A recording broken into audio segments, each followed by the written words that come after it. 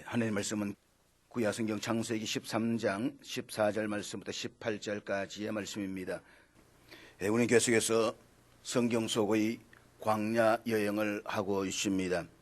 광야는 뜨거운 햇볕과 전갈을 비롯한 위험한 짐승들, 또 목마름과 죽음의 위협이 가득 차 있는 곳입니다. 그렇기 때문에 광야는 지나가야 하는 곳이지 머무는 곳이 아닙니다. 그렇다고 해서 광야는 결코 무의미한 곳이 아닙니다. 성경에 보면 수많은 믿음의 사람들이 광야에서 하나님을 만났습니다.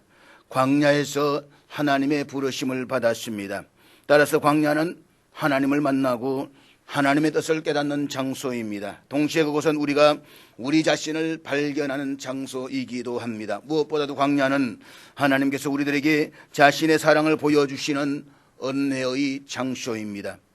도시 문화는 많은 사람들을 소음 뒤로 숨게 만듭니다.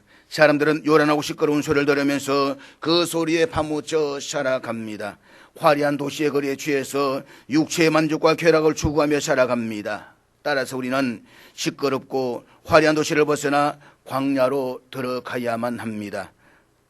광야를 지나면서 무슨 징조나 축복, 풍요를 찾을 것이 아니라 하나님의 마음을 찾아야만 합니다.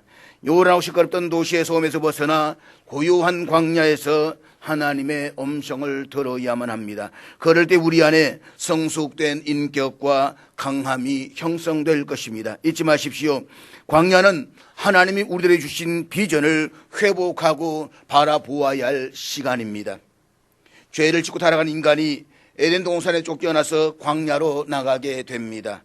하나님을 떠나 광야에서 유리방울 살아가던 인간이 한 일은 도시의 건설이었습니다. 그렇게 해서 최초로 세운 도시가 가인이 만든 에녹성이었습니다. 가인의 후예들은 도시 문명을 발전시켜 나갔습니다. 하나님이 없는 문화, 하나님이 없는 세상, 그것이 가인과 그의 후손이 세운 도시였습니다. 그래서 성경에서 도시는 죄악의 상징으로 나타납니다. 사탄은 도시 한가운데서 탐욕과 욕망, 욕심, 세속주의, 물질주의, 개인주의, 소비주의, 향락주의 등으로 우리들을 유혹하고 있습니다. 결국 하나님은 홍수를 통해서 이 땅에서의 인간을 심판하셨습니다. 그때 인간이 만든 도시도 사라졌습니다. 그러나 창세기 10장에 보면 홍수 이후 하나님의 약속대로 땅에 충만하게 번성한 노아의 후손들은 다시 한번 도시를 건설합니다. 그것이 바로 시날 평지에서의 바벨입니다. 시날은 유프라테스 강과 티그리스 강 사이에 위치한 바빌론 지역으로 물이 풍부했을 뿐만 아니라 넓은 평지였습니다. 이곳에서 사람들은 하나님의 간섭을 배제하고 흩어짐을 면하고자 도시를 만들었습니다. 그리고 자신들의 이름을 내기 위해서 바벨탑을 쌓았습니다. 우리는 바벨 사건에서 하나님을 거역하고 악을 쫓아가는 인간의 실존을 만나게 됩니다. 그것은 악을 도모하는 일에 있어서 인간은 쉽게 하나가 된다는 것과 교만함이라는 것입니다. 바벨이라는 뜻이 혼잡게 되다라는 단어에서 유래가 되었습니다. 그러나 고대 근동의 오랜 문헌들에 보면 바벨이라는 이름이 신의 문이라는 뜻을 가지고 있습니다. 신의 문. 이것은 그들이 하늘에까지 닿아서 신들이 있는 곳에 문에 도달하겠다는 교만함을 보여주고 있는 것입니다. 그리고 그들이 도시를 건설하는 목적이 하나님께 두는 것이 아니라 인간 자신의 이기주의에 뿌리를 두고 있다는 것입니다. 노아의 홍수 이후 하나님의 약속은 이 땅에서 생육하고 번성하라는 복을 주셨습니다. 그러나 하나님의 복을 받은 인간은 번성한 후에 또다시 타락하여 인간의 한계를 넘어서 하나님을 배제하고 도전합니다. 한마디로 도시를 이끌어가는 문화는 근본적으로 하나님을 부정하고 거역하는 가인의 문화입니다. 도시는 모든 죄악의 온상이 되는 곳입니다. 하나님이 보시기에 악한 곳입니다. 그런데 창세기 11장 9절에 보면 하나님께서는 죄로 오염된 도시 바벨을 흩어버리십니다. 그러므로서 인간의 생각이 얼마나 교만하며 동시에 인간이 하는 일들이 얼마나 보잘것없는 것인가를 보여주십니다. 가인의 범죄 이후에 인간은 도시의 건설을 통해서 인간의 한계를 넘어서 하나님처럼 되고자 하는 모습을 보여주려고 했습니다. 그러나 하나님은 인간의 한계와 죄성을 깨닫게 하시고자 그 도시를 심판하셨습니다. 그것이 바로 바벨의 사건입니다. 그런데 10절부터 11장 전체 내용과는 전혀 어울리지 않는 생뚱맞은 셈의 족보가 나옵니다. 하나님께서 갑자기 여기에 셈의 족보를 기록하게 하신 이유가 무엇일까? 이 물음에 대한 대답을 듣기 위해서 우리는 특별히 이 족보에서 두 가지를 주목해 보아야만 합니다. 하나는 우르와 하란이라고 하는 장소입니다. 우리가 앞에 지도에서 볼 수가 있듯이 우르와 하란은 티그리스 강과 유프라테스 강이 지나가는 바벨론 제국의 비옥한 초성달지대에 속하는 아주 비옥한 곳입니다. 이게 보게 되면 녹색으로 되어 있는 이게 바로 초성달지대라고 하는데 아주 비옥한 지역인데 그 가운데에서 우르와 하란은 가장 발달된 도시였다라고 이야기를 합니다. 모든 사람들이 선망하는 화려함과 넉넉함이 있는 그런 가득한 도시였습니다. 반면에 이들의 도시는 우상 숭배가 성행했던 도시였습니다. 얼마나 우상이 숭배했는가라고 했을 때에 유대인의 한 전설에 의하면 우상 숭배자였던 하란의 아버지 데라는 불의 신 숭배를 거절하는 그의 아들 하란을 창세기 10장 8절에 나오는 세상의 첫 번째 용사인 니무롯에게 고발합니다. 니무롯은 이 하란을 아버지 데라가 보는 앞에서 불 속에 던져서 타 죽게 만들어버렸습니다. 그만큼 우상과 타락이 만연했던 도시가 우르였다는 것입니다. 아담은 하나님처럼 될 수 있다는 사탄의 말에 넘어가서 불순종하고 범죄했습니다. 노아 홍수 이후에 번성하게 된 인간도 하나님처럼 되고자 도시를 건설했습니다. 그리고 꼭대기가 하늘까지 닿게 하여서 자신들의 이름을 사방에 알리고자 했습니다. 한마디로 범죄하고 타락한 인간의 계획은 하나님의 간섭을 배제한 채 하나님과 같이 되려고 한다는 것입니다. 그것이 바로 도시의 건설이었습니다. 하나님을 떠난 인간은 도시를 세우고 그곳에 하나님을 부정하고 대적하는 가인의 문화를 만들었습니다. 도시의 번성과 화려함에 취한 사람들은 하나님을 섬기지 않았을 뿐만 아니라 심지어 하나님을 경멸합니다. 그리고 우상을 숭배합니다. 그러므로 우리는 도시 문화의 뿌리를 정확하게 이해를 해야 된다는 것입니다. 그래야만 우리가 바른 광야의 여정에서 승리하는 삶을 살아갈 수가 있습니다. 둘째는 여기 셈 족보에서 나오는 아브라함이라는 인물입니다. 하나님을 향한 도전과 무모한 인간의 계획에 대한 하나님의 심판을 주어진 것이 바로 바벨탑 사건입니다. 그리고 이어지는 족보 이야기에서 아브라함이 우르를 떠나 가나안 땅으로 가고자 했다는 말씀으로 끝을 맺습니다. 큰 민족을 이루고 만민에게 복을 주시고자 하시는 하나님의 구속의 역사가 아브라함이라는 이 한 사람을 선택하심으로써 이루어가고 있다는 것입니다. 그래서 창세기 1장부터 11장까지를 원역사라고 분류를 합니다. 이 원역사 시대의 마지막 심판으로 주어진 것이 바로 바벨탑 이야기입니다. 마지막 심판이 바벨이기 때문에 이제는 바벨을 떠나야만 새로운 삶이 있습니다. 즉 타락과 혼돈의 도시 바벨에서 떠나야만 새로운 희망이 있습니다. 그래서 12장 시작되면서 하나님은 새로운 구원의 역사를 이루기 위해서 하란에 머물고 있는 아브라함에게 이렇게 말씀하십니다. 고향과 친척과 아버지의 집을 떠나 내가 네게 보여줄 땅으로 가라. 그 길은 가나안을 향한 광야의 길이었습니다. 하란에서 밑으로 내려오면 광야를 지나와야만 합니다. 아마 어쩌면 아브라함이 우르에서 지나서 하란에 머물다가 쉽게 내려오지 못했던 것은 이 광야의 사막을 어떻게 건너갈 것인가에 대한 두려움이 있었기 때문일 것입니다. 하나님께서는 내가 내게 보여줄 땅으로 가라고 말씀하시면서 아브라함을 광야로 초대하십니다. 아브라함이 과거에 머물렀던 우르와 지금 머물고 있는 하란은 비옥한 땅입니다. 그런데 하나님께서 보여주시는 땅은 광야입니다. 어쩌면 사람들은 모든 것이 넉넉하고 풍부한 도시를 떠나서 메마른 광야를 향하는 아브라함을 바라보면서 너무나도 비합리적이고 무모한 사람이라고 비난을 했을 것입니다. 이성적인 계산에만 의한 사람에게 아브라함의 행동은 너무나도 비합리적입니다. 눈에 보이는 것만을 따라가는 사람들에게 참으로 어리석고 무모한 사람으로 보일 것입니다. 그렇습니다. 하나님 말씀에 의지해서 믿음으로 광야 여정을 걸어가는 하나님의 사람들에게 불신자도 참으로 어리석게 보일 것입니다. 그래서 사도 바울도 고린도전서 1장 18절에 이렇게 말씀하고 있는데 우리 1장 18절 고린도전서 1장 18절 우리 다 같이 읽도록 하겠습니다. 같이 읽습니다. 시작. 사실 십자가의 도가 믿지 않는 불신자들에게는 참으로 미련한 것으로 보일 것입니다. 안 믿는 사람도 오늘 이 시간에도 놀러 가고 어디를 가고 마음껏 가는데 우리는 하나님 향해서 예배의 자리로 나옵니다. 믿지 않는 사람 이 사실을 이해하지 못합니다. 쟤들 미쳤다고, 할 짓 없다고. 그러나 그리스도의 구속의 사역을 믿는 우리 성도들에게는 구원하시는 하나님의 능력이 되는 것입니다. 하나님 없는 불신자들에게 광야는 고통스럽고 소망이 없는 곳입니다. 그렇지만 하나님을 의지하는 사람들에게 광야는 죽음의 장소가 아닌 생명의 장소입니다. 광야는 실패와 버림의 장소가 아닌 세상과 구별되어 하나님을 만나는 장소입니다. 하나님은 그곳에서 그의 백성들을 만나시며 새로운 역사를 시작하십니다. 그것이 바로 아브라함을 광야로 부르신 사건입니다. 아브라함은 하나님의 약속을 믿고 고향과 친척과 아버지의 별 떠나 가나안으로 왔습니다.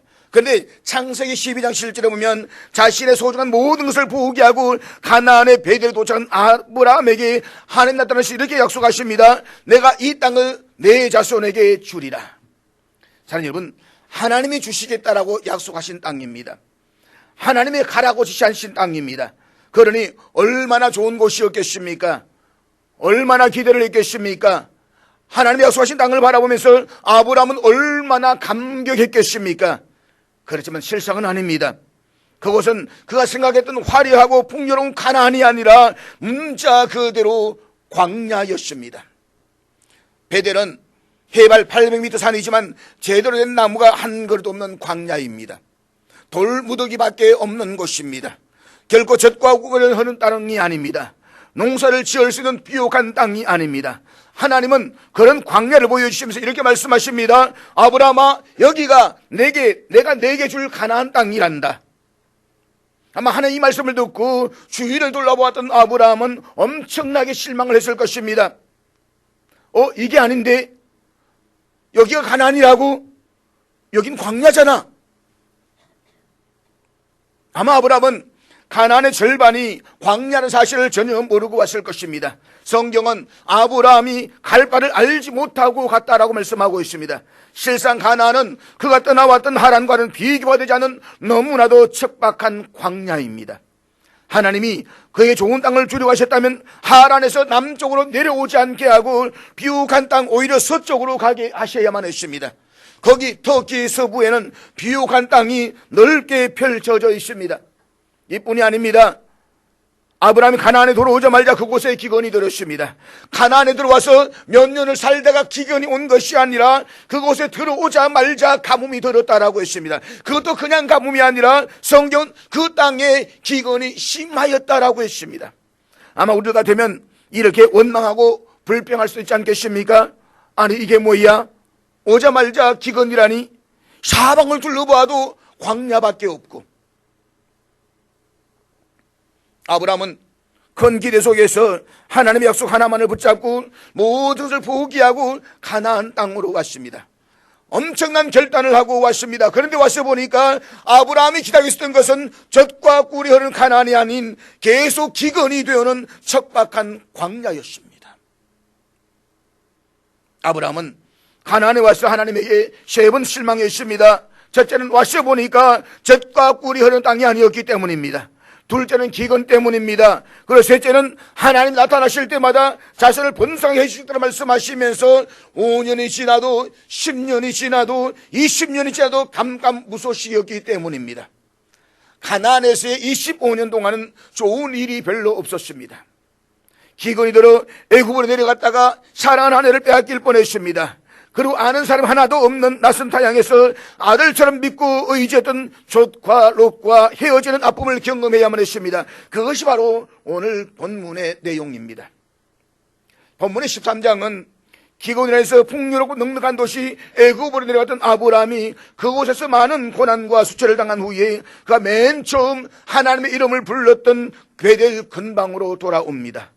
그런데 이곳에서 지금까지 함께했던 조카 롯과 분가를 해야만 하는 상황에 직면하게 됩니다.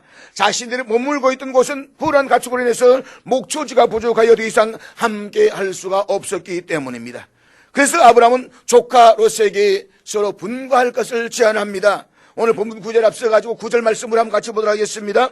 본문 9절 말씀 우리 다 같이 읽겠습니다. 같이 읽습니다. 시작. 아브라함은 지대가 높은 베델에서 넓은 팔레스틴 지역을 내려다보면서 조카 롯에게 먼저 거주지를 선택할 것을 양보합니다. 아브라함과 롯은 유목민입니다. 유목민들이 있어가지고 좋은 풀과 물이 풍부한 곳을 차지하는 것은 아주 중요한 생존의 문제였습니다. 그런데 아브라함은 자신이 삼촌이고 족장님에도 불구하고 땅을 먼저 차지할 권한을 포기합니다. 결국 기회주의적인 롯은 탐스럽고 비옥한 요단들, 화려한 도시 소돔을 선택하고 아브라함을 떠나갑니다.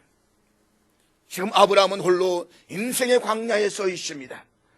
광야와 같은 별 볼 없는 땅에 선택 아닌 선택으로 남게 된 아브라함, 그에게 하나님이 찾아오십니다. 그렇다면 광야에 서 있는 아브라함을 통해서 우리가 인생의 광야에서 배워야 할 교훈이 무엇일까요? 첫째로 하나님의 약속을 바라보는 것입니다. 본문에는 롯의 행동과 아브라함의 행동 사이에 유사점을 보여주고 있습니다. 그래서 두 사람이 모두가 눈을 들어 바라보았다는 것입니다. 그리고 두 사람 모두에게 온 땅이 제시가 됩니다. 그렇다면 롯이 바라보았던 땅은 어떤 곳입니까? 본문 10절 말씀인데 우리 10절 다 같이 읽겠습니다. 같이 읽습니다. 시작. 롯은 땅을 선택한 우선권을 주는 삼촌 아브라함의 제의를 받고 지대가 높은 베델에서 팔레스틴 사방을 쭉 둘러봅니다. 어쩌면 자신에게는 두 번 다시 없을 좋은 기회라고 생각했을 것입니다. 그래서 보다 좋은 땅을 차지하기 위해서 신중하게 땅을 살펴보는데 그의 눈에는 요단강 주변의 지역이 확 들어옵니다. 아브라함과 롯은 물이 부족하고 목초지가 적어서 늘 어려움을 겪어야만 했습니다. 그리고 결국에는 두 사람이 갈라서야만 하는 상황에 직면했습니다. 그런데 롯이 바라보았던 곳은 팔레스틴에서 가장 풍광이 좋은 지역으로서 물과 풀이 넉넉했습니다. 이곳의 훌륭한 풍경은 이어지는 말씀인 여호와의 동산 같고 애굽 땅과 같았다는 묘사에서 우리가 알 수가 있습니다. 즉 내 강이 있어서 물이 풍부하며 아름다웠던 에덴 동산 같거나 나일강의 풍부한 수량으로 생활에 풍요로웠던 애굽 땅과 같이 매력적인 곳이었습니다. 결국 롯은 조금도 망설임이 없이 눈에 보이는 비옥한 땅 소돔의 도시를 향하여서 떠나갑니다. 하나님께서 큰 민족을 이루시겠다는 약속을 믿고 고향과 친척과 아버지의 집을 떠나왔던 아브라함입니다. 그런데 큰 민족은 고사하고 아들 하나 없이 지금까지 살아왔습니다. 그는 고향을 떠난 후 조카 롯을 아들처럼 생각하면서 의지하고 살아왔습니다. 그런데 그 아들과 떴던 롯이 수많은 양떼들과 짐승을 건드리면서 떠나갔습니다. 지금 아브라함은 광야에 홀로 서 있습니다. 조카 롯과 그의 일행들이 수많은 양떼와 짐승들 몰고 떠나간 자리에는 거대한 흙먼지가 일어납니다. 그 흙먼지와 함께 아브라함 마음 한구석에는 허전한 마음이 밀려옵니다.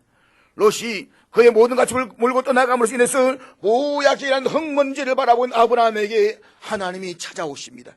그리고 그에게 말씀을 하시는데 본문 16절입니다. 우리 16절 다 같이 읽겠습니다. 시작. 한글 개역 성경에서는 티끌이라고 번역했지만 히브리어는 먼지라는 단어로 번역되고 있습니다. 새 번역에서는 먼지라고 했습니다. 한마디로 가축들이 광야를 지나가면 일으키는 우연 홍먼지 말입니다. 저는 이 본문의 말씀을 묵상하면서 우리 하나님은 유머가 많으시는 참 재미있는 분이시다는 생각을 많이 해봅니다. 가만히 생각해 보십시오. 지금 아브라함은 롯의 일행이 떠나가면서 일으키는 흙먼지를 바라보고 있습니다. 그리고 실상은 그 너머에서 떠나가는 롯의 뒷모습을 바라보고 있었을 것입니다. 지금 아브라함은 광야에서 외로움을 경험하고 있습니다. 광야에서 헤어짐의 아픔을 경험하고 있습니다. 광야에서 인간의 이기적인 실존의 모습을 보고 있습니다. 아브라함이 바라보는 이 흙먼지에는 그런 부정적인 감정이 다 내포되어져 있는 것입니다. 그런데 하나님이 그런 아브라함을 찾아오십니다. 그리고 롯의 일행들이 떠나가면서 일으키고 있는 흙먼지를 가리키면서 시각진 언유를 이렇게 말씀하십니다. 아브라함아, 내가 지금 흙먼지를 바라보고 있니? 내가 내 후손을 저 땅의 먼지처럼 많아지게 해줄 것이다. 땅이 먼지를 셀 수가 없듯이 내 후손도 셀 수가 없을 것이다. 재밌지 않습니까?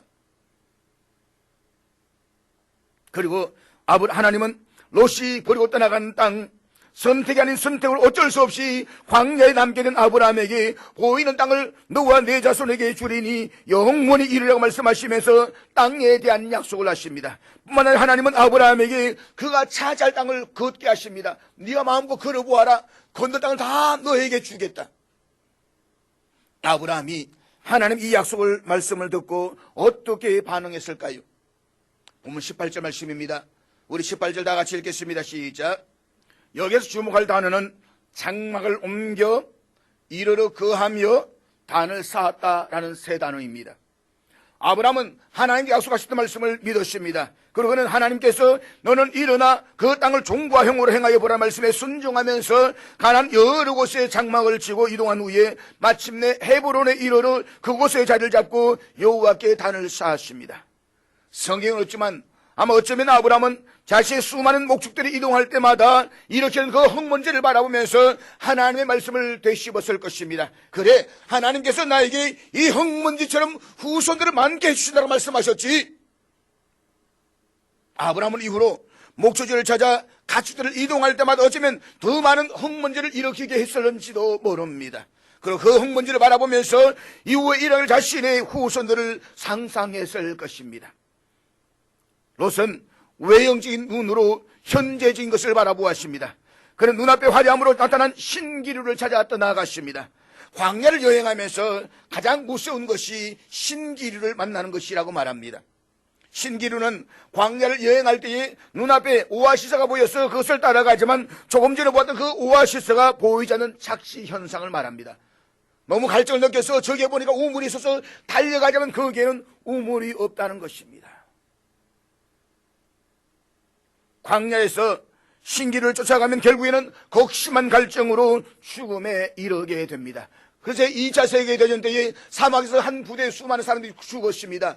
조사를 해보니까 이 사람들이 전부 다 하나같이 다 목 안에 흙이 다 들어가서 죽어 있더라는 것입니다. 이유가 무엇일까? 이 군대들이 이동을 하면서 사막을 이동하면서 물을 찾지 못했는데 보니까 저 앞에 물이 있더라는 것입니다. 쫓아가서 물을 먹었는데 그게 다 흙이었다는 것입니다. 모래를 묻고 다 죽었습니다. 이게 신기루의 현상입니다.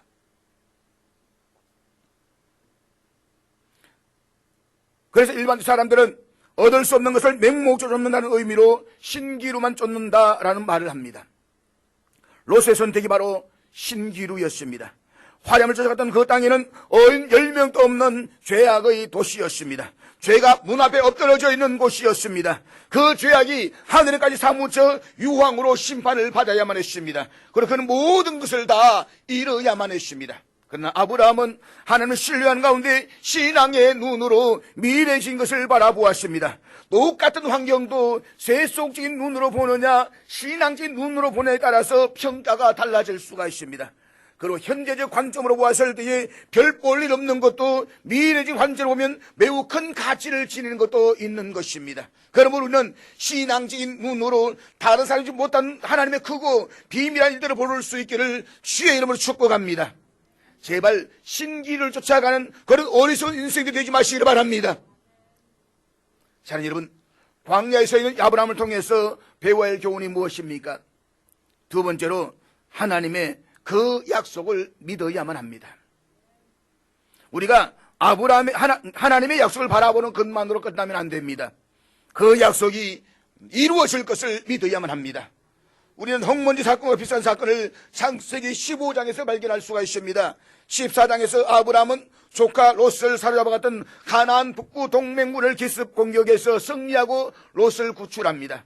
그렇지만 그가 비록 기습작전을 펼쳐서 승리하기는 했지만 강력한 힘을 가지고 있었던 동맹군들이 다시 쳐들어온다라고 한다면 자신은 멸망할 수밖에 없습니다.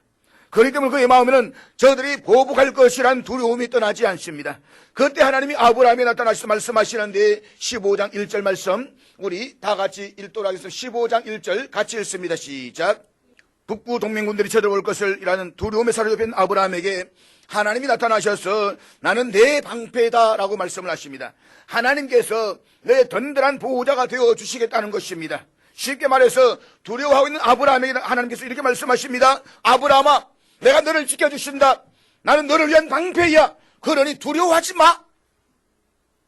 그런데 지금 아브라함이 두려워하고 있는 것은 그 근본적인 이유는 그에게 상속자가 될 아들이 없다는 것입니다. 아브라함은 갈대아 우르를 떠나기 전 하나님께로부터 거한 민족이 되게 하겠다는 약속을 받았지만 아직도 후사가 없습니다. 때문에 내 자손이 땅의 티끌같이 되게 하는 말씀이나 이 땅을 내 자손 주려는 하나님의 약속의 말씀이 시간이 지나가면서 점점 현실과 떨어진다라고 생각을 하고 두려움을 느꼈을 것입니다. 그래서 하나님께 항변합니다. 나는 자식이 없습니다. 이 말을 히브리어로 직역하면 이렇습니다. 나는 자식이 없이 가고 있습니다. 무슨 말입니까? 하나님 25년 전에 약속하셨지 않습니까? 나에게 아들을 주시겠다고 티끌같이 많은 자녀를 주시겠다고 말씀하셨지 않습니까? 그 내 나이는 지금 또 자식 없이 늙어가고 있습니다. 이 이야기입니다.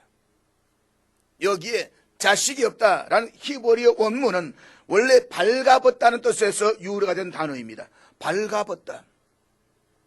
당시 유목민들에게는 많은 노동력이 필요했습니다. 뿐만 아니라 치안이 불안했기 때문에 자신을 지키기 위해서라도 가족이 더 많아야만 했습니다.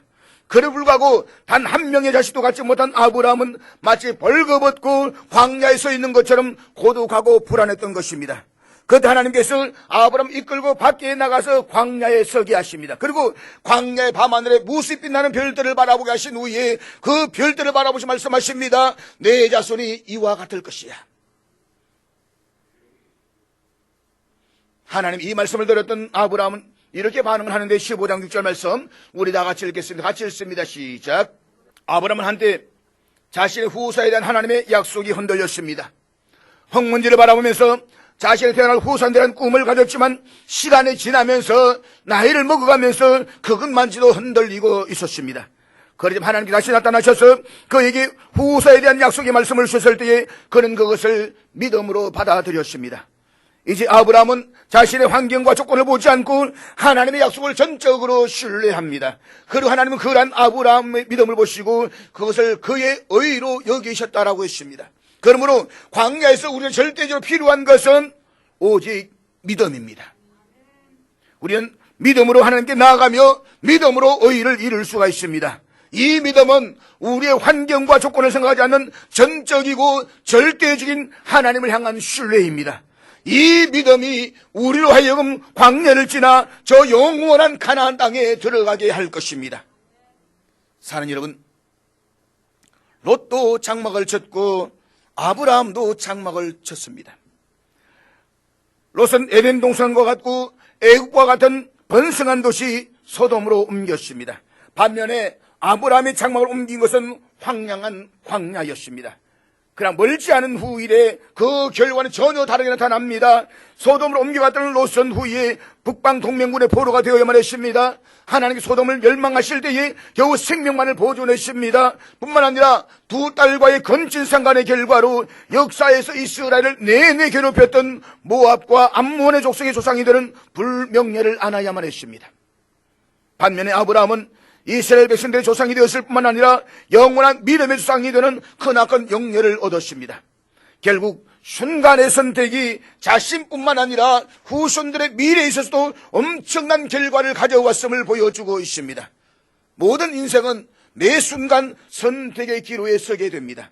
그럴 때에 신기루를 쫓아가는 인생이 아니라 하나님이 기뻐하시는 바른 믿음의 선택을 할 수 있기를 주의 이름으로 축복합니다. 아브라함, 그가 가나안에서 보냈던 25년의 세월 동안은 좋은 일이 거의 없었습니다. 아브라함은 가나안에 들어왔음에도 불구하고 광야의 삶을 살았습니다. 살기는 가나안에 살았지만 그의 삶은 광야였습니다. 어쩌면 가나안에서 보냈던 25년의 세월은 광야 고통의 시기였다라고 말할 수가 있습니다. 그러나 그 광야에서 하나님의 약속을 바라보았습니다. 그리고 약속의 말씀을 믿었습니다. 그랬을 때 하나님은 아브라함에게 이삭이라는 아들을 주셨습니다. 이삭이라는 이름은 웃다라는 뜻입니다. 광야의 끝에서 하나님은 아브라함을 웃게 하셨습니다. 사라로 하여금 웃게 하셨습니다. 어쩌면 이들은 이삭을 낳고서야 비로소 처음으로 웃었을런지도 모릅니다. 그동안에는 좋은 일이 거의 없었기 때문입니다. 사는 여러분, 우리가 믿음 가운데 살아가도 인생의 흉년이나 기근을 만날 때가 있습니다. 하나님 말씀에 순종하며 살아도 광야를 경험할 때가 있습니다. 인생에서 흉년의 기근은 누구에게나 다 찾아옵니다. 그러므로 중요한 것은 광야에서 하나님의 말씀을 듣는 것입니다. 그러나 약속하신 하나님의 말씀을 바라보고 절대적으로 믿는 것입니다. 잊지 마십시오. 여호와 로이, 우리의 목자가 되신 하나님은 우리가 광야에서 거친 모래 폭풍에 시달리며 방황할 때에 우리 가까이 찾아오셔서 우리를 위로해 주시는 분이십니다. 그러므로 광야를 지나가면서 하나님의 약속을 바라보십시오.